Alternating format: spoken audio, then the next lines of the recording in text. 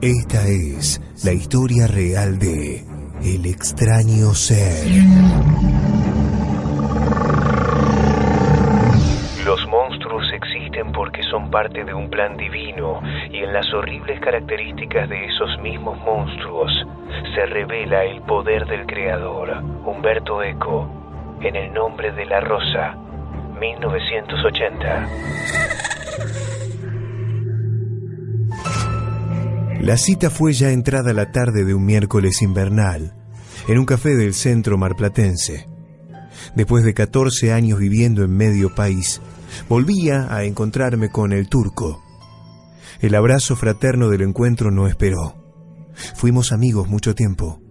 Compartimos muchas experiencias codo a codo, pero sobre todo una rara afición: la exploración urbana.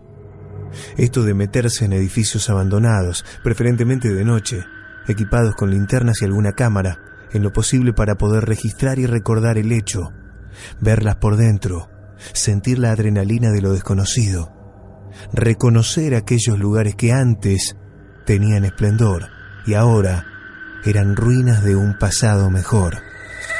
Hemos entrado a galpones de la avenida Champagnat, frigoríficos pesqueros portuarios, la vieja sede y el estadio de Aldosivi en la cantera, un hotel y teatro céntrico hoy demolido por Diagonal Alberdi, el asilo Unzué, casas antiguas y herrumbradas de varios barrios marplatenses.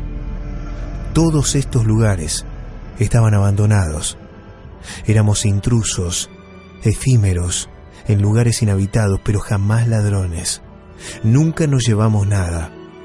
Solo entrábamos un rato llenos de adrenalina, mirábamos, recorríamos el lugar, filmábamos y nos íbamos. Siempre nos asegurábamos de que en cada uno de los casos el lugar estuviera certeramente sin ocupantes. Los vigilábamos en diferentes horarios para estar tranquilos. Solo una vez ingresamos y había alguien. Fue en una casona abandonada del barrio de La Perla. Había 5 tipos con algunos aditivos. Nunca corrimos como esa noche. Nos persiguieron 10 cuadras y nosotros corrimos 10 más, por las dudas. Esa tarde de reencuentro charlamos un largo rato. Me contó sobre la separación con su ahora ex esposa, lo orgulloso que estaba de su hijo, de lo duro que estaba el trabajo para él y los otros amigos de la vieja banda. Como quien lo deja caer descuidadamente, ya avanzada la charla, me preguntó si seguía haciendo exploraciones urbanas. Le respondí que sí, que jamás había dejado de hacerlo y que tenía ganas de retomar juntos en Mar del Plata nuestra vieja afición. Le conté sobre la ciudad vieja de Federación en Entre Ríos, donde ingresé al antiguo matadero y a la maternidad pública abandonada, de los hoteles de Santa Teresita, de los galpones y fábricas de Avellaneda y Dock Sud, de una capilla en Concordia, de una fábrica de fideos en Longchamps, de un abandonado taller ferroviario en Castelar, y la que juzgo mejor por la belleza e historia del edificio, pero también por el peligro: el ingreso a la vieja confitería El Molino frente al Congreso Nacional. Él escuchaba descuidadamente, como sin oír, como si no importara, como si hubiese sido una pregunta retórica, como si rumiara un recuerdo trágico. Yo, desde que te fuiste, hice solo una exploración urbana, pero desde esa vez ni en pedo quise volver a hacerlo. Con perpleja curiosidad le pregunté qué había pasado y dónde había sido. Las 3 palabras que pronunció me dejaron helado: Villa Santa Paula.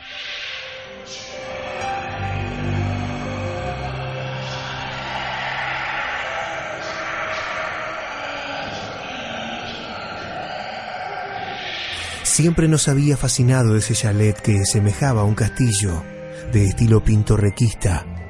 Conocía muy bien su historia por mi oficio de periodista. Era una meta que teníamos con el turco, algo difícil porque si bien no está en el microcentro marplatense, es cercano a él. Su construcción data de 1910 y la mandó a hacer Dardo Rocha, quien fuera gobernador bonaerense, fundador de La Plata, Necochea, Peguajó, Tres Arroyos y Coronel Vidal, masón y plutócrata. Sin que su esposa lo supiera, Mandó a construir la casona y usó los planos de un chateau parisino que visitó con su mujer, que también era su prima, Juana Paula Arana Merino. Contrató a Pedro Benoit para que construyera la casa, quien ya había diseñado la capital bonaerense y las catedrales platense y marplatense. Se usó un terreno de 50 metros por 50 en la esquina sudoeste de Garay y La Madrid, a una cuadra de lo que entonces era la estación sur de trenes, luego terminal de micros y shopping. Una vez terminada la construcción, fue a Mar del Plata con su esposa en tren y visitó la casa con la excusa de que verían una para alquilar. Le pedí al turco que me contara qué era lo que había ocurrido allí, qué había sido tan fuerte como para que no quisiera seguir explorando más. Pensé que tal vez había sido algo más fuerte de lo que vivimos en La Perla, con aquellos tipos pasados de toda sustancia que alteraba la mente. Lo que les cuento a continuación es su monólogo. No me atreví a interrumpirlo y él estaba absorto en la historia. Esto fue lo que me dijo. Solamente quiero narrarte esto esta única vez. Así nadie más entra a esa casa a partir de lo que tuve que sufrir al entrar en ese lugar. Yendo a visitar a mi hermano, pasé una tarde de junio por la esquina de esa casona, la Villa Santa Paula. Ahí la marqué visualmente, para ir a verla a la nochecita, para saber por dónde podría meterme. Cuando leí en internet unas historias de fantasmas sobre la casa, me atrajo más. 2 días después, de camino al laburo, pasé a la tarde, ya había oscurecido, para fijarme qué lugares sombríos había para poder entrar. Unos días después, un martes a la noche, me decidí y equipado, salté la reja por el lado de la casa que da a La Madrid. Por el lado de Garay había un reflector muy fuerte y además está muy iluminado porque al lado está el hotel del Sindicato de Trabajadores del Vidrio. Trepé la reja y me metí rápido. Empecé a sacar fotos con el celular. Vi pintadas con letras que no entendí. No era nuestro alfabeto, ni hebreo, árabe, chino, ruso, coreano, japonés, ni nada parecido.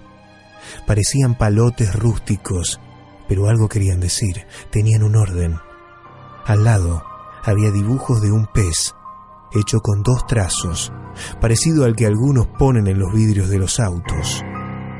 En el patio que rodea toda la casa, sobre todo atrás, había velas rojas derretidas y cabezas de pescado a medio pudrir. Me pareció raro ver las velas con esos pescados. Sabía que las umbandas usaban gallos y gallinas, pero no peces. Varias veces vi eso en la playa por Punta Mogotes y abajo del puente de la Avenida 39 y la costa. Igual seguí camino, pero un poco cagado en las patas. Logré hacer saltar la cerradura de la puerta principal, como solíamos hacer nosotros antes, y me metí en la casa. Estaba a oscuras, obviamente. Lo que vino después fue así como te lo cuento. Te lo juro. Solo me acuerdo de haber cerrado la puerta de entrada de la casa y que todo se volvió negro. Lo siguiente que logro recordar es estar corriendo como un desesperado por La Madrid, ya casi llegando a Avenida Colón. O sea que ya había hecho 7 cuadras desde esa casa de mierda. Todavía seguía siendo de noche. Nada más esperaba que fuera la misma. Llegué a Colón, frené y miré para atrás y para los costados. Los 2 taxistas que estaban en la parada de La Madrid y Colón me miraban como si estuviera loco o drogado. Empecé entonces a revisar y tenía todo lo que había llevado a la casa: la campera en la que tenía guardado en los bolsillos la guita, las llaves de la camioneta, tenía todo. Al celular con el que filmé y saqué fotos en la casa lo tenía, sin haberme dado cuenta, en la mano derecha. Uno de los taxistas me preguntó si estaba bien y le dije que sí, que no había drama, que me habían querido robar, pero que escapé. Doblé en Colón, caminé unas cuadras, fui a buscar la camioneta y volví a casa. No entendía qué carajo me había pasado y por qué tenía esa laguna de memoria. Cuando llegué a casa, estacioné la camioneta y me fijé qué había en la galería de fotos, en el celular. Estaban todas las fotos que había sacado, pero también otras que no recordaba haber hecho. Había fotos dentro de la casa iluminadas por la linterna. En unas salían estatuillas de terracota de un pez humanoide pintado de un gastado verde y ojos amarillos. En otras, yo estaba de pie frente a un espejo antiguo. Había fotografiado detalles arquitectónicos de la casa, pero las más perturbadoras fueron dos.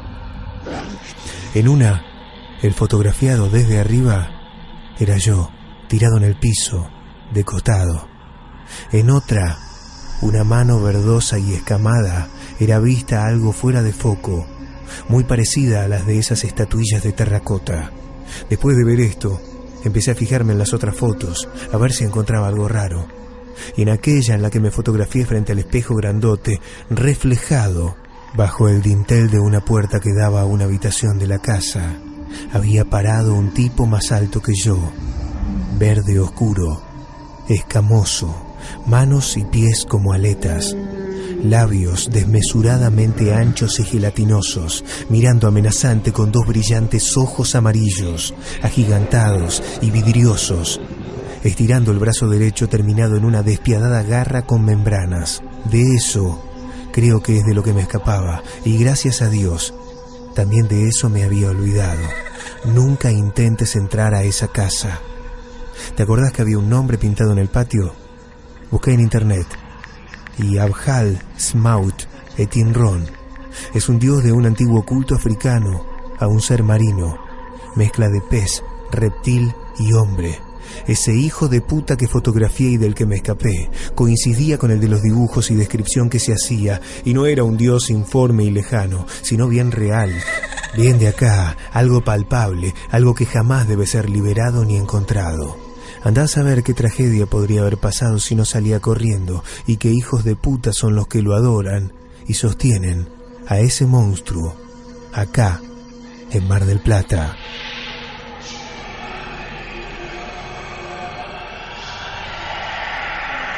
Yo callé. Tomé el café y pensaba qué podía decir, sin lograr hacerlo. Mientras tanto, miraba las fotos de aquel día en la casa. Eran perturbadoras. El turco ya había pedido la cuenta. Esperó callado y absorto, mirando perdidamente la mesa. Pagó y se despidió, como lejano. Yo me quedé allí, imaginándome lo narrado y pensando si algo así podía ser real, si no era una broma suya. No era lejos de donde habíamos tomado el café y ya estaba oscureciendo. Salí y caminé por la avenida Colón hacia la costa y doblé en la Madrid. Cuando llegué a la esquina de la Madrid y Garay, me acerqué a aquella antigua casona, la Villa Santa Paula. Parecía algo descuidada ediliciamente, pero el parque estaba prolijo. Parecía seguir abandonada, mientras no dejaba de hacerme preguntas. ¿Me habrá mentido el turco descaradamente para que yo vaya a la casa o para que no vaya? ¿Se asustó por otra cosa y elaboró esta historia para asegurarse de que yo no entrara? ¿Alguien le jugó una broma o el bromeado era yo? Mientras, desde la oscuridad de la vereda, miraba fijamente un ventanal de maderas con las persianas cerradas, vi, por unos segundos, en la estrecha línea oscura entre una de las rendijas de las persianas, dos pequeños y amarillos círculos, con una delgada raya negra vertical en el centro, que apuntaban hacia mí, que parpadearon y desaparecieron. Lleno de pavor y aterrado, huí corriendo por la Madrid hasta Colón, y luego fui a mi departamento. Los peligros que acechan en esa casa son verdaderos y para nada humanos, pero tampoco de este mundo, y quizá tampoco de algún otro. Lo sé, porque esos dos círculos amarillos, los ojos de aquel ser inhumano que desmayó y aterró a mi amigo querido, me miraron fijo aquel oscuro atardecer de invierno. Eran los mismos ojos del ser de la fotografía.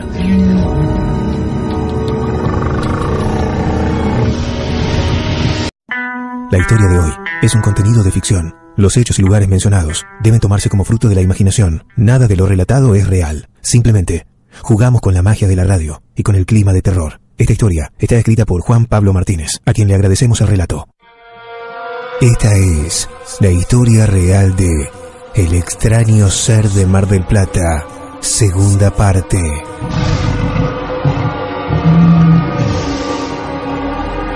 Después de aquella reunión con el turco, en la que me contó aquella historia perturbadora sobre su visita a la Villa Santa Paula y esas fotos que vio, después de mi visita a aquella casona, para ver esos nada humanos ojos amarillos mirarme a través de las rendijas de una de las persianas, dejé todo atrás e intenté hacer una vida normal.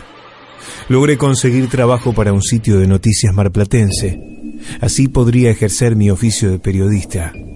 Suele recibirse mucha información por parte de habitantes de la zona. La mayoría se pueden clasificar en 2 compartimentos. Uno de ellos es el de la basura pura y dura. Cosas para nada noticiables, como la circulación de motos con escape libre en algún barrio, o un perro peligroso de algún dueño mal considerado por sus vecinos. Otro tipo de notas son las que yo llamo cartas de chiflados, historias de confabulaciones varias, en las que se cuelan narraciones inverosímiles que ni vale la pena reproducir. Pocas veces hay algo que vale la pena. Un día encontré algo que hablaba sobre el arroyo La Tapera, que es efluente de la Laguna de los Padres, pasa por el lago de Parque Camet a unos metros de la costa y luego desemboca en el mar. Se encuentra mayormente entubado en la zona urbana de Mar del Plata. Se encontró allí un cuerpo severamente dañado, posiblemente descuartizado, de un profesor de historia porteño de 35 años. Supongo que el que me envió el material sería un policía, perito o empleado de un juzgado, porque las fotos eran bastante detalladas. Una de ellas era la de su DNI. Inserté su nombre y DNI en un buscador. Encontré bastante material. Entre varias cosas, encontré un canal de YouTube asociado a su correo electrónico. Allí solía subir filmaciones de exploraciones urbanas que él solía hacer. Dios no juega a los dados, y esto se estaba cruzando en mi camino por algo. Busqué el teléfono de un conocido en la bonaerense y me confirmó el hecho. Me agregó algo más. El último lugar donde lo registraron las cámaras de seguridad es en los alrededores de la vieja Terminal Sur, por donde está la Villa Santa Paula. La investigación periodística derivó a la morgue del Intersonal. Una enfermera, algo neurótica, que conocí en una internación de mi vieja en el hospital, me sirvió de contacto. Participó de la autopsia del profesor de historia porteño. Nos juntamos en una mesa de un café céntrico. Me brindó datos sobre cómo murió ese pobre tipo. Tenía quebraduras varias, traumatismos severos de cráneo, lesiones internas por golpes, faltantes de falanges de las manos, cortes en la piel de varias partes del cuerpo, posiblemente realizadas por algún animal de gran porte y desconocido en la zona, porque parecían zarpazos y mordidas de un gran reptil. Cuando le expuse la probabilidad de que al ingresar a alguna casa a hacer exploración urbana, él fuera atacado por alguna fiera como aquel puma que se escapó en Punta Mogotes en agosto de 2016, la enfermera me dijo que podía ser, pero que no sabía de mordidas de animales así.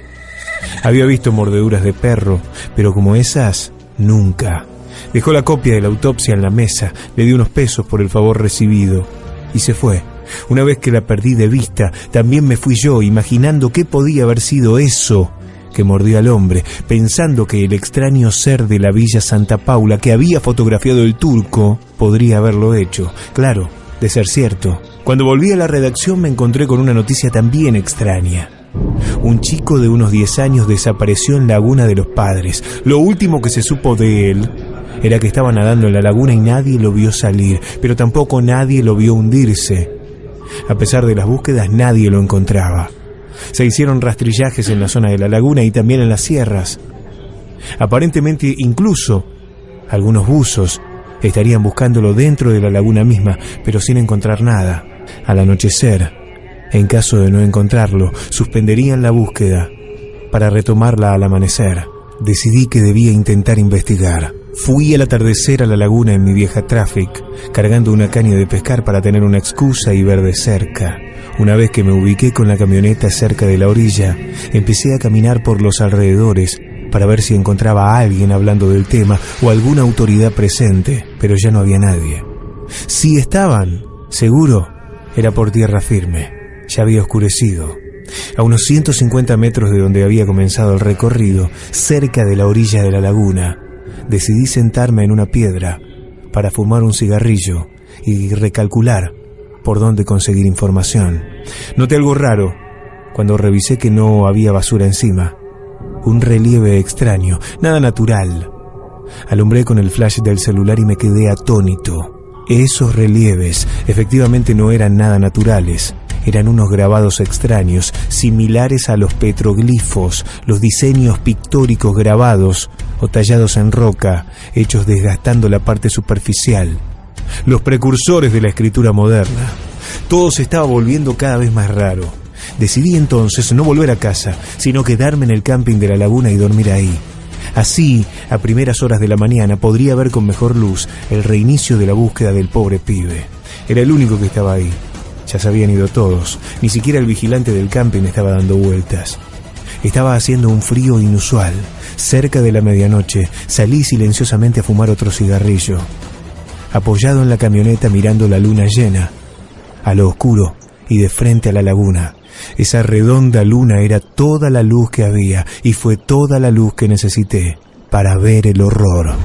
El ser que me había visto en la casa, el portador de ese par de ojos amarillos y brillantes, ese que el turco había fotografiado, estaba saliendo de la laguna a unos 20 metros donde yo estaba. Me quedé petrificado, no me podía mover. Empecé a temblar y del miedo se me cayó el pucho que se fue apagando entre la hierba. Jamás pensé que el miedo podría salvarme. Dicen que el miedo suele fijar las sensaciones con bastante fuerza y esta ocasión confirmó aquella frase.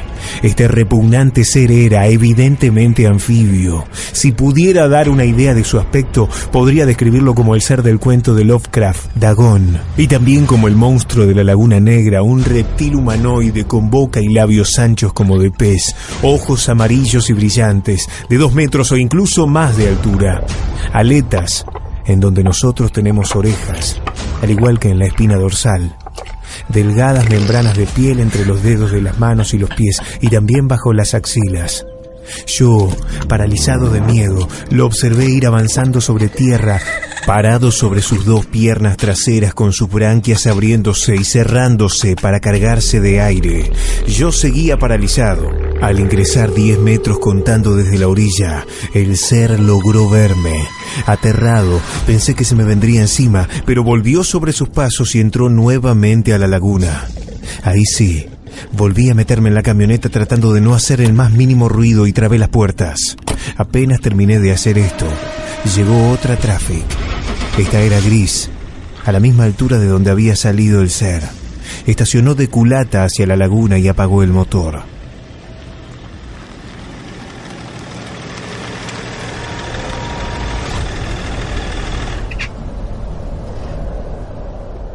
Me quedé quieto, sin prender ninguna luz, ningún cigarrillo, ni la radio, ni nada que delatase mi ubicación dentro de la camioneta. Media hora después, volvió a salir el ser con algo en sus brazos que en la oscuridad parecía un bulto. Cuando se acercó más, observé más nítidamente. Lo que llevaba hacia la camioneta recién llegada era un niño de una edad similar al de cuya desaparición había sido denunciada. Bajó de la Traffic el conductor, un tipo rubio y delgado. Parecía ser el único tripulante. Abrió las 2 puertas traseras que dan al paragolpe. Ese asqueroso ser entró allí junto al niño. Traté de ver si encontraba algo distintivo, ya que estaba de perfil y no podía ver la patente. El lateral de la camioneta tenía ploteada una torre con un cono en la punta. Se fueron sin el menor ruido y ahí hice lo mismo 5 minutos yo, tras pensar dónde podría conseguir información al respecto. Entonces pensé en alguien que podría encaminarme: el ratón. Al ratón lo llamábamos así los amigos por 3 cualidades. Era petizo y narigón, siempre tenía el aspecto de andar nervioso y alerta, y por último, pero no menos importante, tenía la misma pasión por los libros que esos roedores. Le mandé un mensaje pidiéndole que por favor me investigara sobre dioses marinos y si podía haber alguna conexión con esta zona. 1 hora después, me llamó. Quise que fueran puros inventos lo que me decía, lo que yo había visto y las conclusiones a las que había llegado. Resumiéndolo así nomás, lo que el ratón descubrió fue que un dios del África subsahariana era descrito de la misma manera que la que yo lo hice, que era adorado sobre todo por algunas tribus que luego fueron traídas a nuestro continente como esclavos, que requería sacrificios rituales de niños cada 2 semanas o del triple de adultos si no había niños, que habitaba en lagunas y mares, sobre todo donde había cuevas, que si no era satisfecho, las inundaciones arruinaban los sembradíos, pero sobre todo este dios diezmaba a la población, pidiendo el sacrificio de varios adultos si no le daban el niño. Y sobre todo, lo que más me llamó la atención fue que un barco negrero que llevaba a Buenos Aires su tripulación esclava de aquella tribu encalló, según cronistas de finales del siglo XVIII, en algún lugar al sur de la bahía de San Borombón. Sospechaba el ratón, por los cálculos que daban estos narradores, que pudo haber sido entre Punta Iglesias y Cabo Corrientes, en Mar del Plata. Lo que el ratón dedujo fue desolador. En aquel naufragio, junto a los que buscaban vender como esclavos y también junto a los esclavistas, aquel horrible dios también desembarcó en nuestras costas. También se mezcló con los Checheet, la tribu indígena local, y también comenzó a ser adorado por ellos de la misma manera. Exigió sacrificios de niños jóvenes, no el de adultos en su treintena de años. Por eso, el turco zafó, porque ya le habían dado su sacrificio o comida quincenal. Pero por eso, también el profesor de historia murió. Se metió en el lugar equivocado como el turco, pero además, en el momento equivocado. Un dios bien terrenal estaba asolando a sus pobladores. Habitaba la laguna de los padres y era adorado por personas de cualquier etnia en esa casona cercana a la vieja terminal.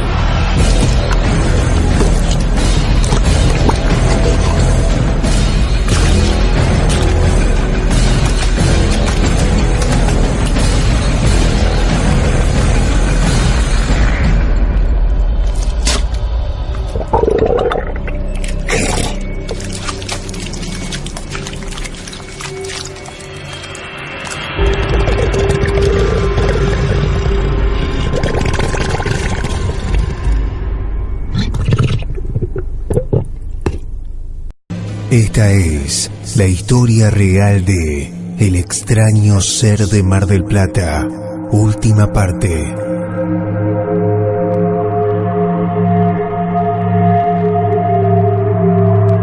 El turco lo vio al ser en la Villa Santa Paula, aunque por suerte no lo podía recordar. Yo, sin embargo, lo vi a través de una persiana. Luego también lo pude encontrar en la Laguna de los Padres, cargando al niño que buscaban supuestamente ahogado y metiéndolo en una Traffic gris plata con el logo de la Villa Santa Paula. El ratón, viejo bibliófilo, investigó para mí y logró investigar y deducir que este ser antropomorfo con dejos de reptil y de pez habría venido en un barco negrero repleto de esclavos desde África, que encalló entre Punta Iglesias y Cabo Corrientes, que les ofrecían sacrificios humanos para que ni la laguna ni el mar nunca los tapase a todos. Cuando corté el teléfono con el ratón, me tiré en el sillón de casa a pensar cuál sería la siguiente movida. No podía, claro, pretender que en el sitio de noticias donde trabajaba publicaran semejante locura.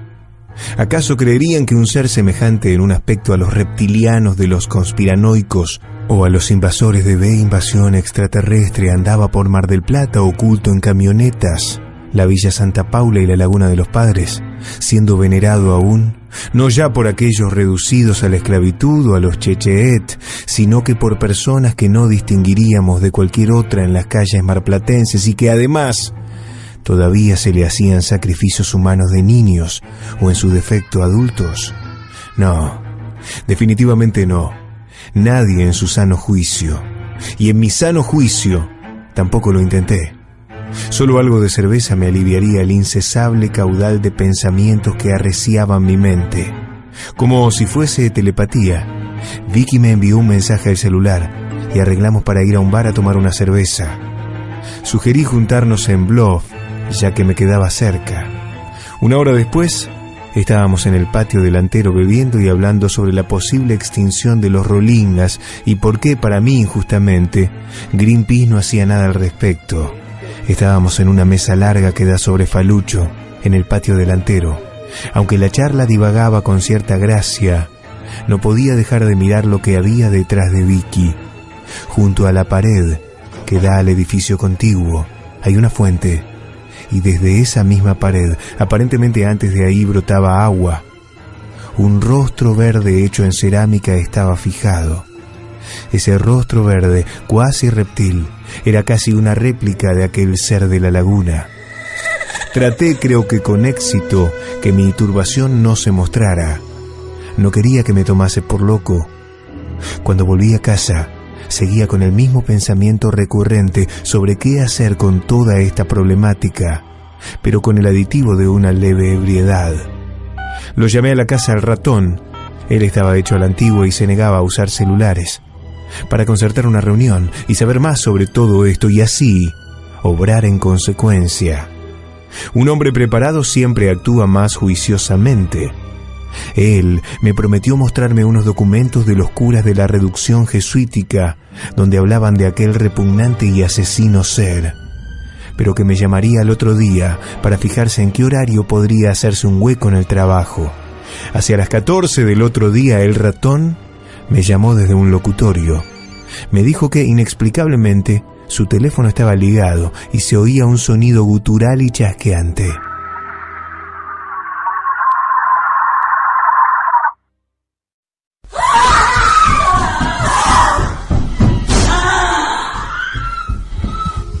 Me citó en Parque Camet y me dijo que encontró algo que me iba a interesar. Fui y lo encontré donde habíamos quedado, donde el arroyo La Tapera desemboca en el mar. El ratón sacó del morral fotocopias de libros y documentos bastante antiguos. Mientras me los mostraba, me iba adelantando a lo que había llegado.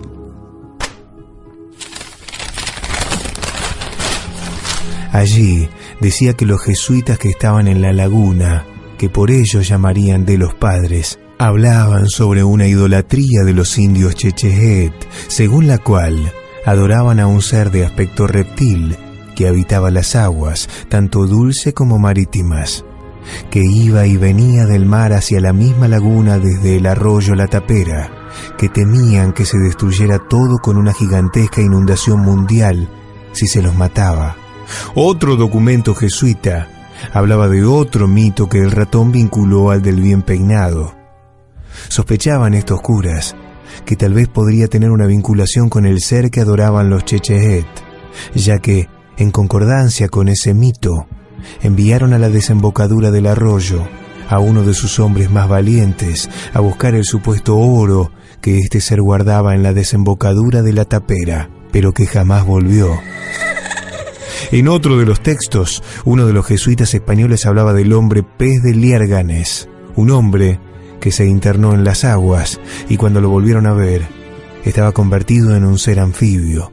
Me contó que el mito de la inundación global es de los más repetidos por diferentes culturas, al igual que los seres vampíricos y los cambiantes, y que el filósofo idealista alemán Ernst Quadrer decía que cuando un mito es tan recurrido en tantas partes, quiere decir dos cosas: que explica un miedo atávico y que detrás hay algo de verdad escondida.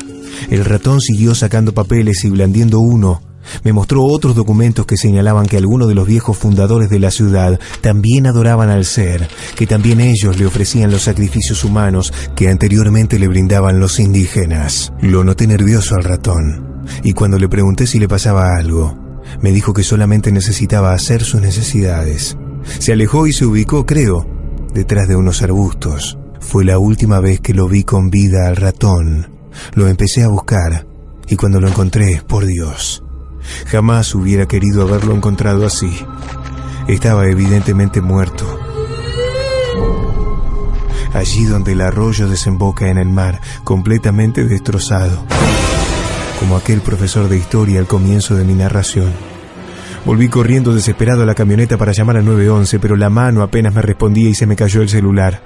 Cuando lo pude agarrar de nuevo e iba a marcar el número de emergencias, vi de nuevo a aquella camioneta gris con la sigla BSP que me había encontrado en la Laguna de los Padres, y al ya casi omnipresente ser ingresando por la culata.